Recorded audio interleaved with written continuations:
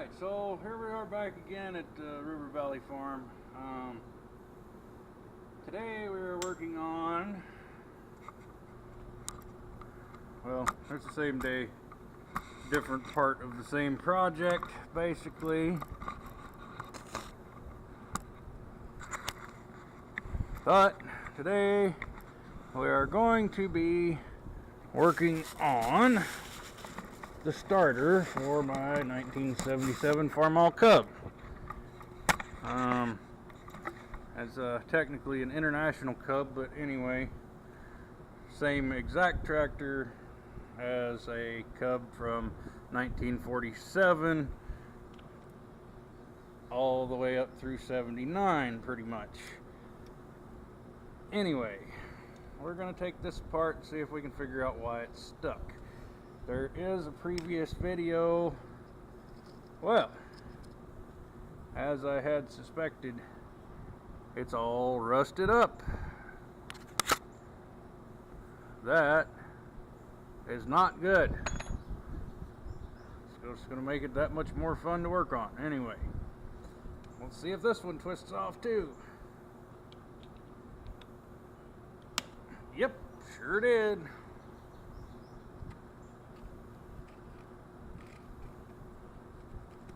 But then again, what else can you really ask for out of something that's, I don't really know how old it is off the top of my head. It's a 1977 model, as I said, and therefore it's older than I am at any rate. But yeah, so let me get this cap off and we'll see just how bad it is inside. Okay, so as you can see here, I've got the cap loose now, and when I turn it,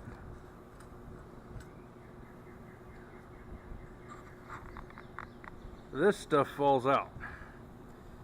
That is rust of a whole new meaning.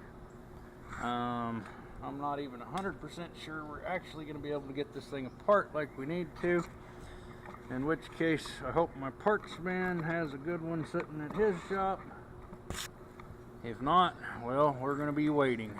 But it won't be more than a couple days. Probably. Because, yeah. Pretty sure we're going to have a starter for this one. Not going to be able to fix it. Anyway, let me find something to pry with. See if we can get this apart. Okay, let me see where I'm at here. That should do it right about there. So, there's a bearing right here that is seized to start with. That shouldn't be turning our Bendix back here. When I turn this cap, that should rotate freely, and it is seized to the shaft of the armature, and the Bendix, while it ratchets, it's not kicking back all the way. It should go back this way into the starter motor itself quite a bit farther. So yeah, we've got another fly in the ointment here. See if we can't break my hand or something. There we go. Now,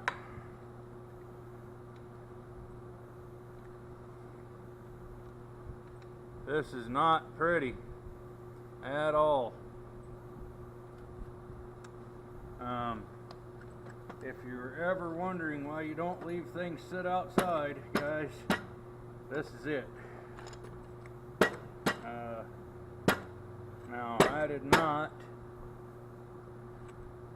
personally leave this outside, but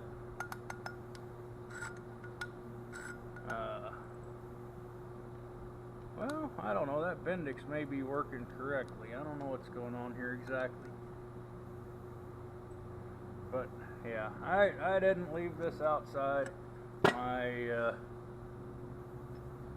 sick father did, and you know, he was in bad shape for a long time, basically, and wouldn't hear of anyone needing help or him needing help to do things, basically. So this is a product of that hard-headedness, basically. But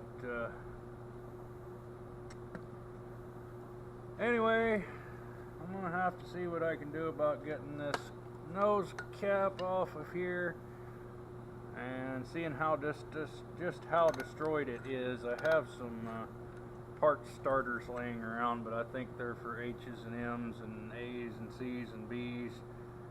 So, of course, by the looks of that bearing cap right there, that was hot, like the starter stayed engaged at some point in time, which is probably what caused this piece right here to become loose, which has let water get into it and got us to the point we are right now.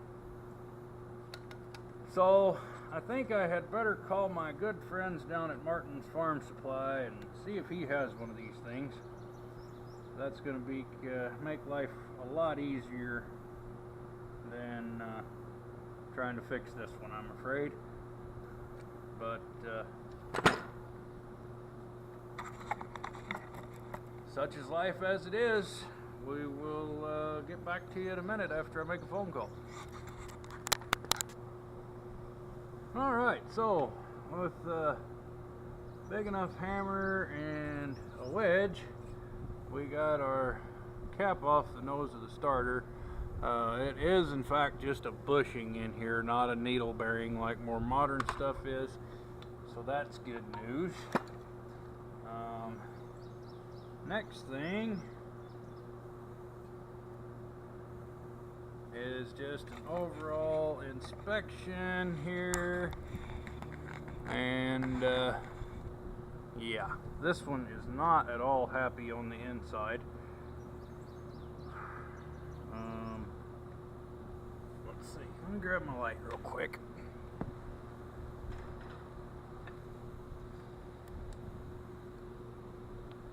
So yeah, it's all corroded and all kinds of ugly and nasty in here.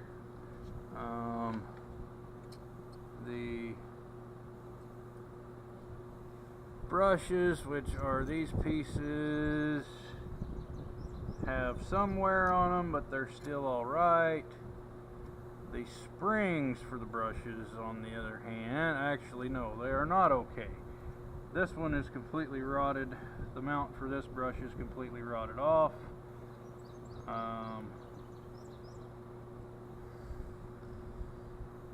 So yeah, we're gonna have to most likely replace this one. Our magnets in here, they could probably be cleaned up and reused if I really wanted to. They're not all that bad, but the brushes out here on this end of the starter are all pretty much done for. This one's, like I said, this one's completely rotted off. That one is pretty much stuck. This one here, again, not in much better shape. And this one here, it is also stuck. So yeah, we're gonna invest a whole lot of time into a $100 and some odd starter, or we can just bite the bullet and buy the $150, $160 starter. Now on to the armature, which is that doodad right there. Let me just pick up this camera so we can see a little bit better. So it too is corroded, but it's not, without hooking it up to the test, you know, the actual tester, which is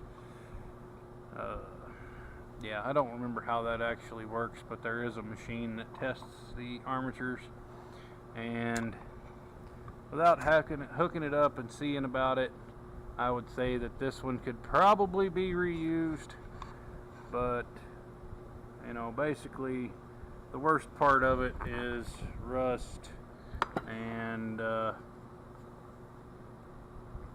yeah, among other things, rust, corrosion, and yeah, that's pretty much it.